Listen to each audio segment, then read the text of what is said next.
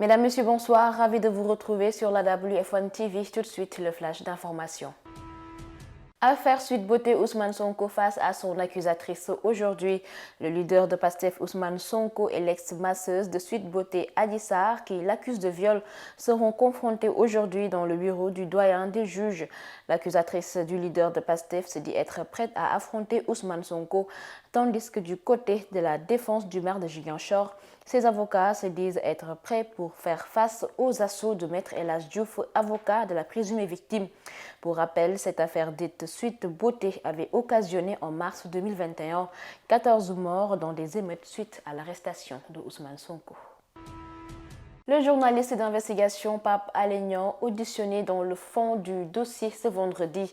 Selon l'avocat du journaliste Maître Moussa Sarr, Pape Alé Niang fera face au juge du deuxième cabinet vendredi 9 décembre 2022, arrêté le 6 novembre puis inculpé le 9 pour divulgation d'informations de nature à nuire à la défense nationale. Le journaliste avait entamé une grève de la faim et son état de santé s'était dégradé, a révélé l'épouse du journaliste.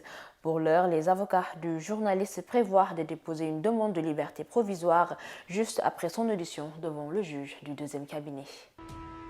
Dans l'actualité internationale, en Guinée-Conakry, la comparution de Moussa Dadis Camara est repoussée. L'ancien président guinéen, le capitaine Moussa Dadis Camara, ne s'est pas exprimé hier lors de sa comparution dans le procès des massacres du 28 septembre 2009. Appelé à la barre, il a expliqué au tribunal qu'il n'était pas en mesure de tenir les débats à cause de son état de santé. Sur ce, le juge a suspendu l'audience et l'a renvoyé au lundi 12 décembre. Au Soudan, militaires et civils signent un accord pour mettre fin à la crise politique. Ce lundi 5 décembre, les dirigeants civils et militaires soudanais ont signé un accord qui vise à mettre fin à la crise profonde installée dans ce pays depuis le coup d'État il y a plus d'1 an. Cette trêve intervient après le putsch du général Abdel Fattah al-Burhan le 25 octobre 2021 qui avait fait dérailler la transition vers un régime civil. Dans la page sport, Qatar 2022, les Lions du Sénégal rentrent sur Dakar ce mardi. Éliminés de la Coupe du Monde ce dimanche soir par l'Angleterre, l'équipe nationale de football du Sénégal va quitter Qatar ce mardi.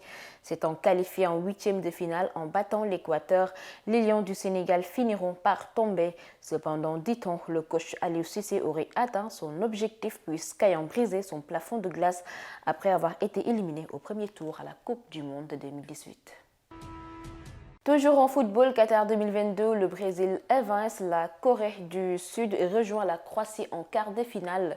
Le Brésil est qualifié pour les quarts de finale de la Coupe du Monde 2022 et affrontera la Croatie. Après son écrasante victoire sur la Corée du Sud, la Seleção poursuit son chemin dans cette Coupe du Monde au Qatar. Favori pour une 6e couronne, le Brésil a néanmoins connu un coup de mou lors de la dernière journée de la phase des groupes avec une défaite contre le Cameroun. C'est la page sport qui met fin à ce flash d'informations. Merci de l'avoir suivi. Excellente suite de programme sur Women First.